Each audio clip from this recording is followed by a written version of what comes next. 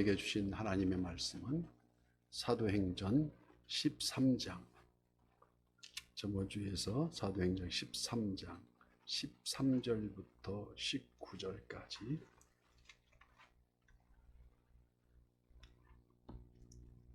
209쪽에 있습니다. 교독하고 마지막 절은 합독하겠습니다. 13장 13절부터 19절까지. 바울과 및 동행하는 사람들이 바보에서 배 타고 밤빌리아에 있는 버가에 이르니 요한은 그들에게서 떠나 예루살렘으로 돌아가고, 그는 버가에서 더 나아가 피시디아 안디옥에 이르러 안식일에 회당에 들어가 앉으니라.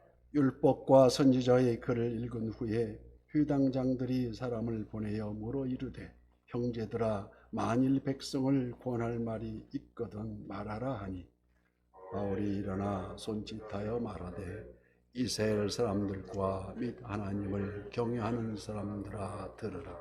이 이스라엘 백성의 하나님이 우리 조상들을 택하시고 애굽 땅에서 나그네 된 그 백성을 높여 큰 권능으로 인도하여 내사 광야에서 약 40년간 그들의 소망을 참으시고, 다 함께요. 가나안 땅 7 족속을 멸하사 그 땅을 기업으로 주시기까지 약 450년간이라. 아멘. 오늘 본문을 시작하면서 바울과 및 동행하는 사람들이 바보에서 배 타고 밤빌리아에 있는 버가에 이르니 요한은 그들에게서 떠나 예루살렘으로 돌아가더라고 기록되었습니다. 구브로에서 복음을 전한 바울과 바나바는 밤빌리아에 있는 버가를 지나 피시디아 안디옥 교회로 이동합니다. 그리고 그 과정에서 오늘 본문의 요한, 마가 요한을 가리킵니다. 사도 요한이 아니고 마가 요한, 마가의 어찌된 일인지 그 과정에서 이 선교팀에서 떠나 예루살렘으로 돌아갑니다.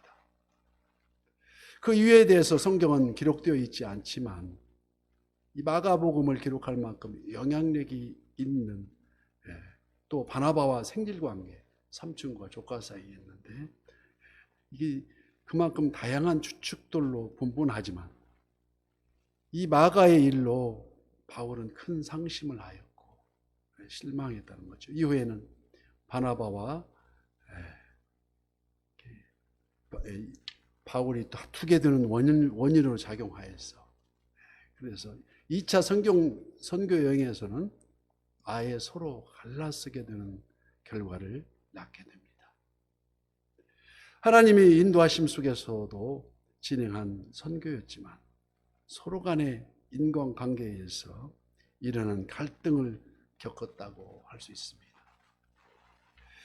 그렇지만 바울과 바나바의 선교팀은 그런 환경에 매이지 않고 피시디아 안디옥에서 충실히 복음을 증거하게 됩니다. 이는 바로 사람의 감정보다 하나님의 사명을 감당함에 더 우선순위를 두었다고 할 수 있습니다. 마가의 삼촌이었던 바나바의 입장이 조금 난처했을 수도 있었으나 그의 성숙한 성품은 바울과의 동역에서 좋은 관계를 세우게 합니다.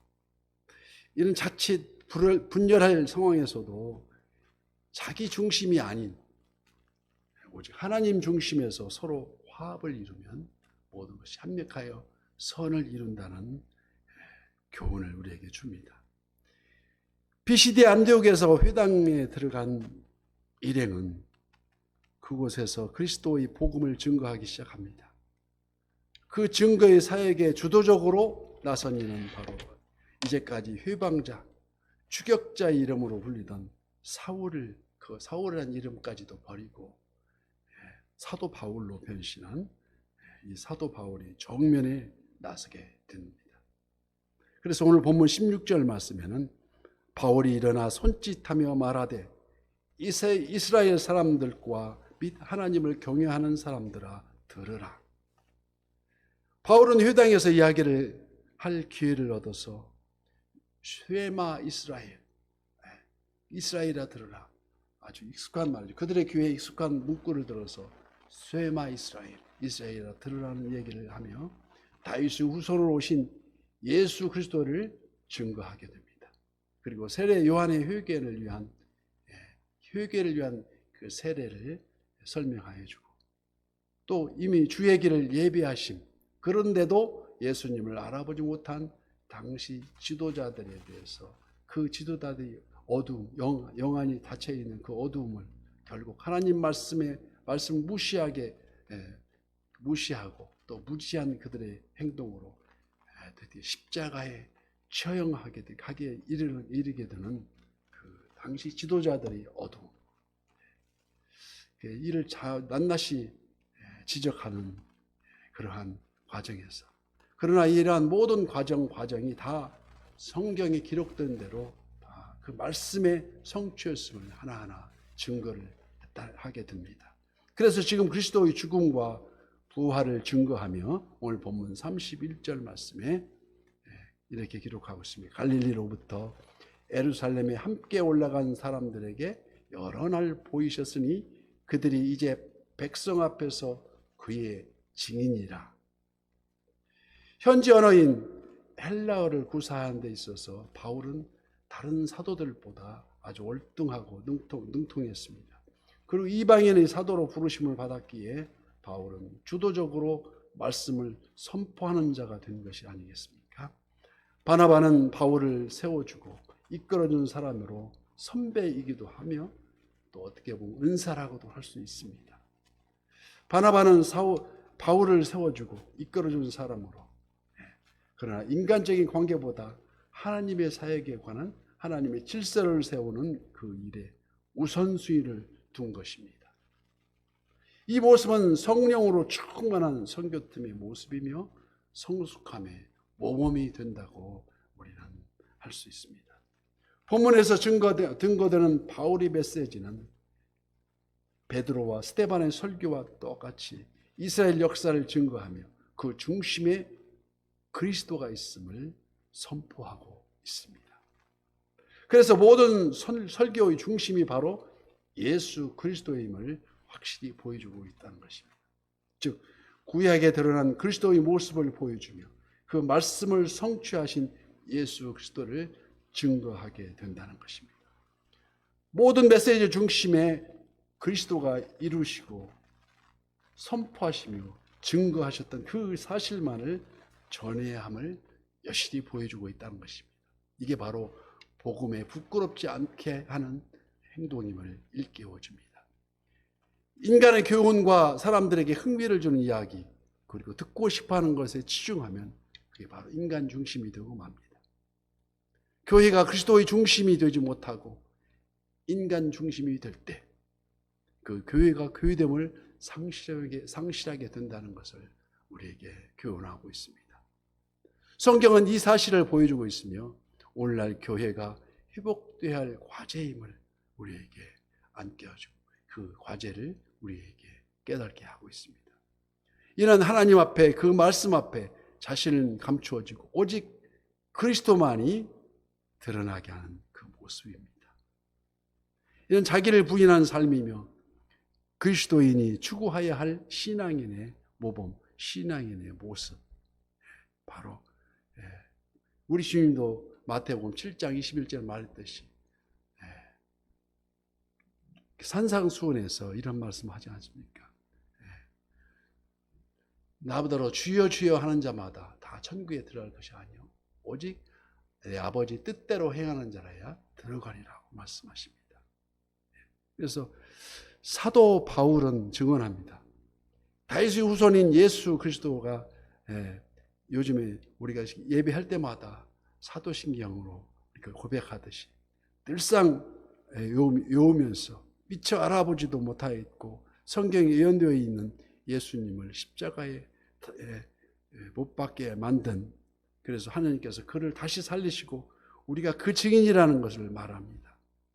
이스라엘 백성들이 안식일마다 모여서 성경을 읽고 있지만 영적 무지와 영적 소경으로 예수님을 알아보지도 못하고 지금도 그들은 예수님이 오실 것을 기록한 성경을 아무리 읽어도 깨닫지 못하고 있으니 우리는 오직 성령 하나님 말씀에 의지하여서 성령에 의하지 아니하고는 예수를 그리스도로 시인할 수 없다는 것을 우리가 다시 한번 생각해보면서, 그래서 우리는 매일 성경을 통해서 점점 더 예수님을 알아가고, 그래서 하루하루 지나면서 성화되어가는 우리가 모두가 되어야 할 줄 믿습니다.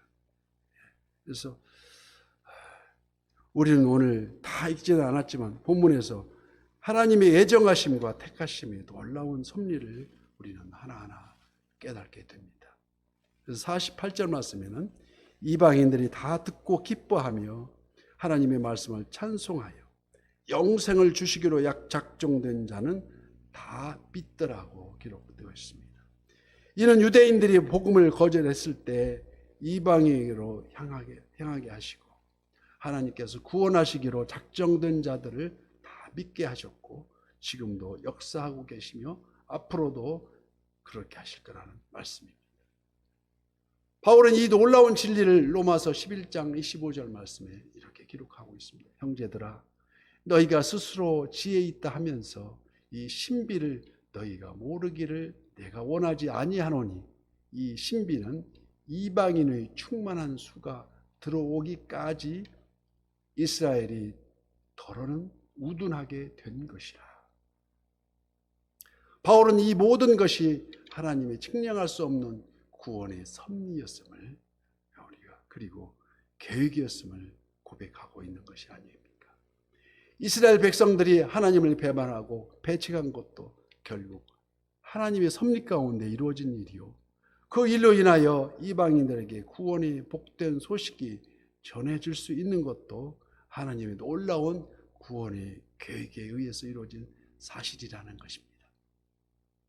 그래서 그는 고백합니다. 로마서 11장 33절 말씀에 깊도다 하나님의 지혜와 지식이 풍성하며 그의 판단은 헤아리지 못할 것이며 그의 길은 찾지 못할 것이로다. 누가 주의 마음을 알았느냐? 누가 그의 모사가 되었느냐고 기록하고 있습니다. 하나님은 인간의 어리석은 행동까지도 그분의 뜻을 이루시는데 사용하고 계십니다. 하나님의 뜻은 너무 오묘하여 인간이 헤아리기 어렵습니다. 그래서 우리도 이 하나님의 구속하심의 놀라운 비밀과 섭리를 매일매일 말씀 속에서 깨달아가고 이 놀라운 은혜에 우리가 감사 찬송하며 오늘도